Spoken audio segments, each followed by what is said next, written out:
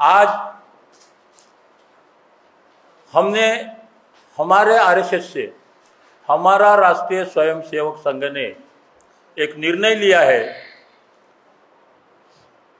कि इस लोकसभा चुनाव में जो मोदी जी दावा आज कर रहे हैं बीजेपी 400 पार, वो 400 पार को कैसा रोक सकते, इसका मंथन हमारे राष्ट्रीय स्वयंसेवक संघ ने किया और ये निर्णय लिया है कि इस चुनाव में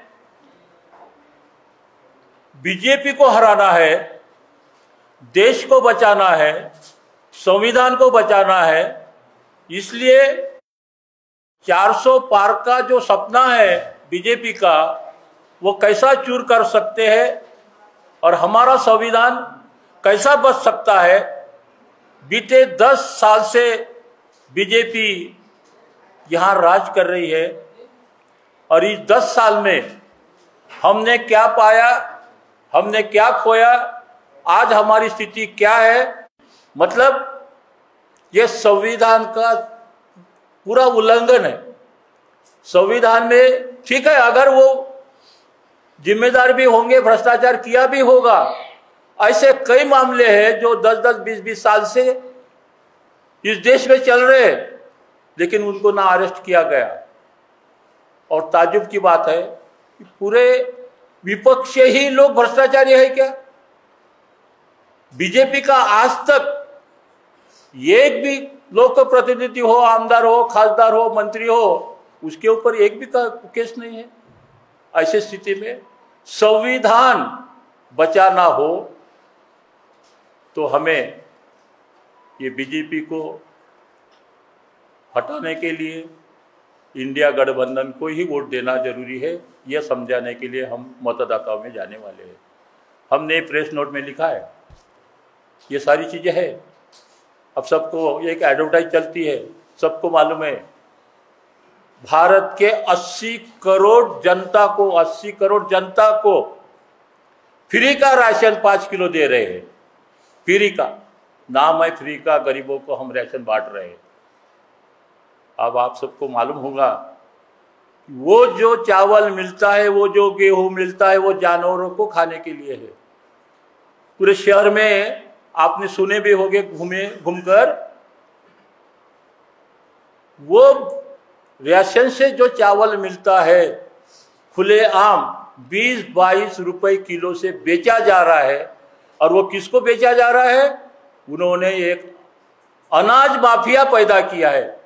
ये तो नाम है बाहर, गरीबों को 80 करोड़ गरीब जनता को हम चावल बांट रहे, फ्री में गेहूं बांट रहे, लेकिन वहां से वो गरीबों को फायदा नहीं मिल रहा। 90% जनता 20-22 किलो के भाव से बिकते हैं और वो अनाज माफिया खरीदते हैं। कौन खरीदते हैं? वो अनाज माफिया। वो अनाज माफिया उसके 40 से 60 रुपए, 70 रुपए, 80 रुपए भी बना रहे हैं। इसका मतलब ये जनता को समझ में नहीं आ रहा। आज हम ये देख रहे, इस वक्त ये पोजीशन है अभी आज की कि हर कोई जो भी भारत का नागरिक है वो हकदार है इसका कि संविधान में जो हमारे अधिकार है वो हमें मिलना चाहिए। और इसीलिए हमने महाविकास आघाड़ी महाराष्ट्र में और पूरे देश में जो इंडिया गठबंधन बना है उसको समर्थन देने के लिए हम आपके सामने आए हैं। और समर्थन बोले तो खुलेआम ये समर्थन तो है ही, लेकिन मैंने पहले कहा है कि वोटरों को हम जागरूक करने वाले हैं। आरएसएस पॉलिटिकल विंग नहीं है, ये एक सामाजिक और सांस्कृतिक संगठन है। इस देश में एक ही आरएसएस है और वो हम हैं। ये हमारा खुलेआम दावा है। इसके अंदर किसी को ऑब्जेक्शन होगा तो उनको बोलो कि कागज लाके उनको दिखा दो। पहली चीज, ये विषय से हटके था। इलेक्शन में क्यों हमारी मजबूरी है कि इस बार हम किसी एक ऐसे संगठन का साथ दें, ऐसे गठबंधन का साथ दें जो संविधान के स्वरूप में चलने की ताकत रखता हो। हम हर उस व्यक्ति के, उस कैंडिडेट के विरोध में काम करेंगे जो संविधान के विरोध में कहीं ना कहीं हमको नजर आ रहा है। इंडिया गठबंधन हमारे लिए एक बड़ा स्वरूप लेकर सामने आया है इसलिए हमको लगता है कि बीजेपी को रोकने के लिए इंडिया गठबंधन के साथ हमने मिलकर काम करना चाहिए। हमारी आरएसएस आज तकरीबन 2.5 लाख प्लस कैडर के साथ में इस इंडिया में मौजूद है और हम हमारे कैडर्स को हमने साफ आदेश दिया हुआ है कि हर उस व्यक्ति का हम साथ देंगे जो कहीं ना कहीं उन मनुवादी विचारधारा के विरोध में काम करने की क्षमता रखता हो। हमारे लिए कांग्रेस, शिवसेना, राष्ट्रवादी, तृणमूल कांग्रेस, आप कोई मैटर नहीं करता। हमारे लिए वो मैटर करता है जो उनकी गलत नीतियों को रोकने की ताकत रखता हो और इस उद्देश्य से हम किसी भी प्रकार से पॉलिटिकली हम इन्वॉल्वमेंट नहीं होगा। आरएसएस जो कैडर बेस है वो ज़मीनी लेवल पे काम करेगा। हम किसी भी चुनाव प्रचार सभा का हिस्सा नहीं होंगे। हमारा समर्थन जरूर है, हम वोटर्स को उनके तरफ डाइवर्ट करने की बात करेंगे, लेकिन चुनावी सभाओं में हम किसी पार्टी विशेष का प्रचार प्रसार नहीं करेंगे, क्योंकि आज की परिस्थिति जो गुरुजी ने बताया कि जिस देश में 80 करोड़ गरीब लोग रहते हो वो देश विकसित हो गया है, ऐसा माननीय प्रधानमंत्री जी टीवी पे आके बोल रहे हैं। ये तो मेरे लिए बहुत सोचने वाली बात है कि जिस आदमी का 80% शरीर खराब हो चुका हो और हम उसको पहलवान मानते हैं।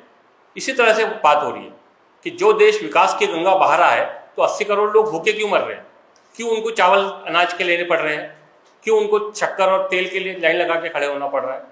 यहाँ पर जो एक प्रोपेगेंडा किया जा रहा है, मैं क्योंकि मीडिया से हूँ, मीडिया आप लोग मेरे मीडिया के साथी हैं, मैं किसी भी प्रकार से मीडिया के विषय में गलत बोलने पर यकीन नहीं रखता।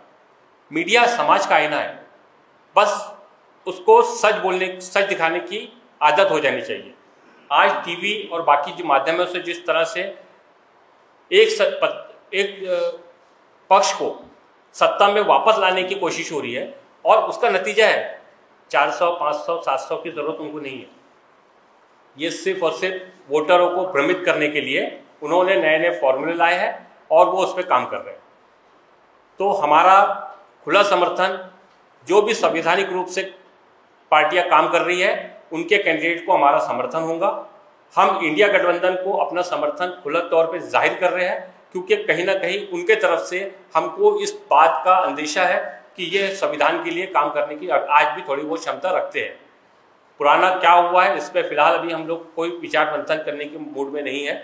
आने वाले समय में हमको क्या रणनीति के तहत में आने वाले चुनाव में बीजेपी को रोककर हमारे गठबंधन को, जो हमारे लिए संवैधानिक रूप से काम करने की क्षमता रखता हो, उसको जिताना हमारा मकसद है। संविधान को बचाने की जो बात करेगा, डॉक्टर बाबा साहब अम्बेडकर द्वारा रचित इस देश के अंदर शांतिप्रिय तरीके से देश को चलाने का जो मंत्र है संविधान, जो आज बीजेपी संविधान को बदल, उन्हीं के एक खासदार ने कहा है कि 400 सीटें आने के बाद में हम संविधान को बदलने की प्लानिंग कर रहे हैं। हम नहीं बोल रहे हैं, उन्होंने कहा। अब अगर उनको हमको रोकना है तो हमको कहीं ना कहीं दूसरे के साथ में खड़े होना जरूरी है, क्योंकि हम ताकतवर उसको बनाएंगे तभी हम इनको रोक पाएंगे। तो हम किसी गठबंधन का समर्थन करने का मतलब ये नहीं है कि हम उनकी बाकी नीतियों का समर्थन कर रहे हैं। हम सिर्फ बीजेपी की गलत नीतियों को रोकने के लिए इस मूवमेंट का साथ दे रहे हैं। बीजेपी को गलतफहमी है कि उनके कैंडिडेट के विरोध में हमारे पास में विपक्ष में कोई कैंडिडेट नहीं है। ये गलतफहमी कांग्रेस भी पहले पाल चुकी है और आप उसका हश्र देख चुके हो। तो आप ऐसा मत समझिए कि कोई ताकतवर है। जब पहली बार नितिन गडकरी जी नागपुर से चुनाव लड़े थे, मुत्तेमवार साहब बहुत अच्छी कंडीशन में थे, तब भी चुनाव हारे। आप ऐसा नहीं हो, जामवंतराव धोटे साहब का एग्जाम्पल है हमारे पास में कि उन्होंने ताकतवर पार्टी को उस वक्त जमीन पे लाके खड़े किया। तो ये अभी जो चल रहा है, अभी तक के जितने भी उनके फॉर्मूले थे, उन्होंने अपने जितने भी पत्ते थे खोल चुके हैं। अब जो भी पत्ते खुलेंगे वो हमारे आरएसएस की तरफ से खुलेंगे और उसका नतीजा आप देख लोगे। काफ़ी सारी जगह पे जो हुआ था, पिछले बार जो हुआ था, इस बार भी काफ़ी जगह पे होगा। होता यह है कि मिसकम्युनिकेशन का जो एक प्रचार प्रसार का जो हमारे बीच में दौर है, आप देखिए बीजेपी के पास में 35% ही वोट है, 65% आज भी उनके विरोध में है। लेकिन हो रहा कैसा है, अगर मैं आपका विरोधी, आपसे मेरा झगड़ा है, मैं चुनाव लड़ रहा हूँ तो आप भी चुनाव में खड़े हो जाते हैं, हम वोट डिवाइड कर देते हैं। हमारी कोशिश है कि इस तरह की कोई भी अगर हमारी नज़र में एक्टिविटीज़ आती है, आरएसएस की भूमिका यही होगी कि हम कैसे उनके कैंडिडेट को बाहर करने के लिए यहाँ से एक अच्छे कैंडिडेट को चुन के हम सदन में भेज सकें जो संविधान की रक्षा की बात करे, जो इस देश में शांति की बात करे, इस देश के अंदर पत्रकारों के जो आज अधिकारों पर जो हमला हो रहा है, आज जो आम नागरिक के अधिकारों पे हमला हो रहा है, अब ना मुख्यमंत्री सुरक्षित है और ना देश का विपक्ष का अध्यक्ष सुरक्षित है। तो ऐसी स्थिति को खत्म करने के लिए हम चाहते हैं कि अच्छे लोग सदन में जाए और अच्छे कानून के तहत में संवैधानिक रूप से देश चले। देखिए, आपको बताता हूँ, दो हालात बनते हैं। एक होता है आप रोड पे जब चलते हो ना, तो दो रोड होते हैं, बीच में डिवाइडर होता है। तो जो आदमी को आदत पड़ी होती है ना उल्टा चलने की, तो वो हमेशा जो है ना उल्टे रोड से चलता है। बाबा साहब अम्बेडकर ने जब संविधान लिखा और देश की स्थिति को ध्यान में रख के लिखा, आज अगर बीजेपी में दम है तो वो एक सुप्रीम कोर्ट में हमारे तरफ से जनार्दन मुन साहब हलफनामा डालने तैयार है, वहाँ से आरएसएस के मोहन भागवत और बीजेपी का राष्ट्रीय अध्यक्ष एक हलफनामा डाल के दिखा दे कि साहब हम चाहे सत्ता में रहे या ना रहे, हम संविधान के किसी भी कायदे का हनन नहीं करेंगे, इतना ही लिख के अगर दे दे तो मैं आपकी बात को सत्यता के रूप में लेकर उनका भी समर्थन करने की ताकत रखता हूँ। लेकिन वो करके तो दिखाए। मैं आपको बताता हूँ, पूरे इंडिया के अंदर 8 करोड़ ये डिजिटल चैनल चल रहे हैं। कितने करोड़ है? 8 करोड़। अगर संवैधानिक रूप से आपको अधिकार मिला था तभी आपने माइक हाथ में लिया ना। आप रुकिए, जीआर पास हो चुका है, सिर्फ फ्लैश होना बाकी है। इस देश में 2.5 लाख से ज्यादा चैनल नहीं रहेंगे। ये आप जो माइक वाइक लेके घूम रहे हो ना, ये संविधान, ये जो है, ये मैं आपको आधिकारिक बात कर रहा हूँ। उनको पता है यही अब उनके एक जरिया है जो उनका विरोध कर सकता है। इसलिए उन्होंने कानून बनाया है कि कोई भी चैनल, अभी आप लोग के चैनल कई मरतबा बंद हो जाते होंगे अचानक में, वो कम्युनिटी गाइडलाइन के नाम पर, इसके नाम पर, जबकि संविधान बोलता है कि आप अपनी बात को रखने के लिए किसी भी लेवल पर कोई भी तरीके से बात कर सकते हो। अगर आप गलत होंगे तो आप पे आईपीसी की धाराओं के तहत कानून बने, कानून के तहत कार्रवाई होगी। ये जो संविधान के कुछ चलाने की बात चल रही है, संविधान बदलेगा नहीं, आप जो बोल रहे हो, ये संविधान का हनन ही हो रहा है कि आज इस देश में सीए, एनपीआर, एनआरसी लाने की बात को कानूनी तौर पे मान्यता दे दी गई। संविधान ने बोला है जो आदमी इस देश में 5 साल तक रहा है उसको भारतीय नागरिक माना जाएगा। मैं बोल रहा हूँ क्या? आर्टिकल 5 बोल रहा है। लेकिन एनआरसी का जो आप ड्राफ्ट पढ़ोगे वो खुले तौर पे बोल रहा है कि जो आदमी उनके नियम के अनुसार इस देश के अंदर कागज नहीं प्रोड्यूस कर पाएगा वो आदमी इस देश का नागरिक नहीं माना जाएगा।